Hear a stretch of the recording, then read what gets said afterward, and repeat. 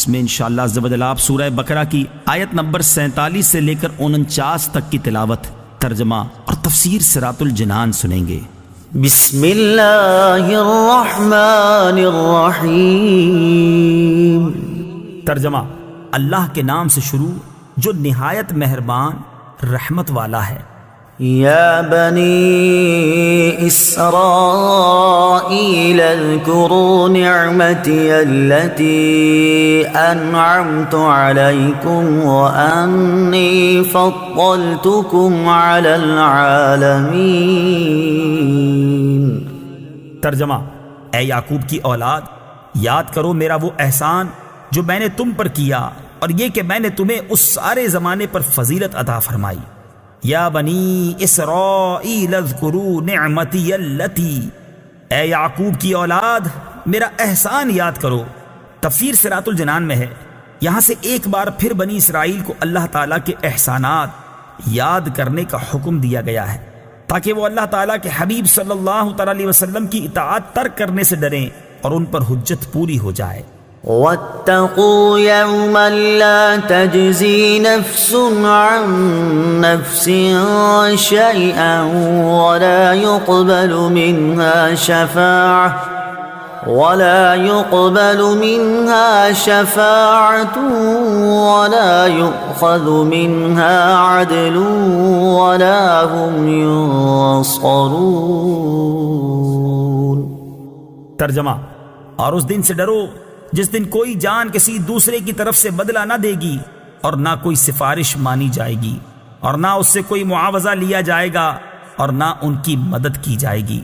لا تجزی نفس عن نفس شیئا، کوئی جان کسی دوسرے کی طرف سے بدلہ نہ دے گی۔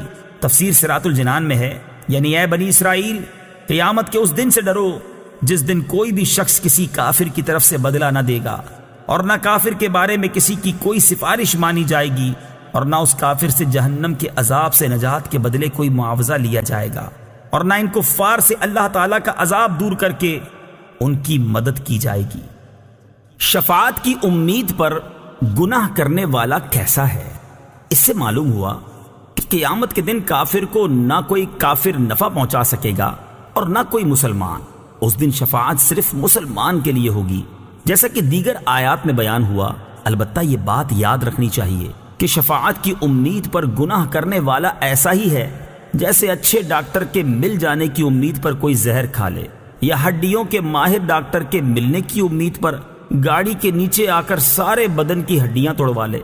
وَإِذْ نَجَّيْنَاكُمْ مِنْ آلِ فِرْعَوْنَ يَسُومُونَكُمْ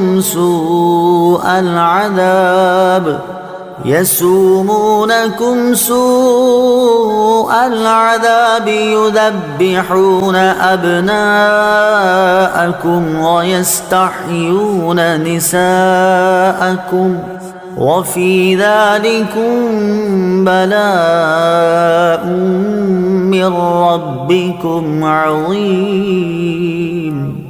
ترجمہ، اور یاد کرو جب ہم نے تمہیں فرعونیوں سے نجات دی جو تمہیں بہت برا عذاب دیتے تھے، تمہارے بیٹوں کو ذبح کرتے تھے اور تمہاری بیٹیوں کو زندہ چھوڑ دیتے، اور اس میں تمہارے رب کی طرف سے بڑی آزمائش تھی۔ وَإِذْ نَجَّيْنَاكُمْ مِنْ آلِ فِرْعَوْنَ، اور جب ہم نے تمہیں فرعونیوں سے نجات دی۔ تفسیر صراط الجنان میں ہے، اس سے پہلی آیات میں بنی اسرائیل پر کی گئی نعمتوں کا اجمالی طور پر ذکر ہوا، اور اب یہاں سے ان نعمتوں کو تفصیل کے ساتھ بیان کیا جا رہا ہے۔ چنانچہ ارشاد فرمایا کہ اے بنی اسرائیل، میری وہ نعمت یاد کرو کہ جب ہم نے تمہیں فرعون کی پیروی کرنے والوں سے نجات دی جو تمہیں بہت برا عذاب دیتے تھے۔ فرعون نے بنی اسرائیل پر نہایت بے دردی سے محنت و مشقت کے دشوار کام لازم کر رکھے تھے۔ پتھروں کی چٹانیں کاٹ کر ڈھوتے ڈھوتے ان کی کمریں اور گردنیں زخمی ہو گئی تھیں۔ غریبوں پر ٹیکس مقرر کیے ہوئے تھے جو غروب آفتاب سے قبل جبرن وصول کیے جاتے تھے، اور جو ٹیکس نہ دے پاتا اسے سخت سزائیں ملتی تھیں۔ فرعون کا مختصر تعارف۔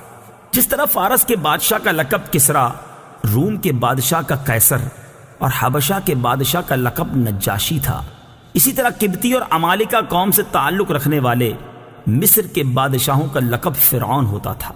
حضرت موسیٰ علیہ السلام کے زمانے کے فرعون کا نام ولید بن مصعب بن ریان تھا، اور اس آیت میں اسی کا ذکر ہے۔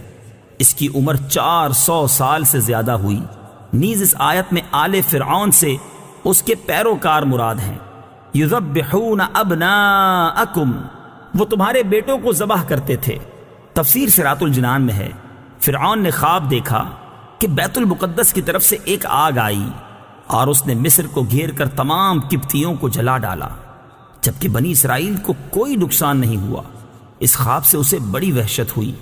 کاہنوں نے تعبیر دی کہ بنی اسرائیل میں ایک لڑکا پیدا ہوگا جو تیری ہلاکت اور تیری سلطنت کی تباہی کا سبب بنے گا۔ یہ سن کر فرعون نے حکم دیا کہ بنی اسرائیل میں جو لڑکا پیدا ہو اسے قتل کر دیا جائے۔ یوں ہزاروں کی تعداد میں بچے قتل کیے گئے۔ قدرت الہی سے اس قوم کے بوڑھے جلد مرنے لگے تو قبطی سرداروں نے گھبرا کر فرعون سے شکایت کی کہ ایک طرف بنی اسرائیل میں موت کی کثرت ہو گئی ہے اور دوسری طرف ان کے بچے بھی قتل کیے جا رہے ہیں۔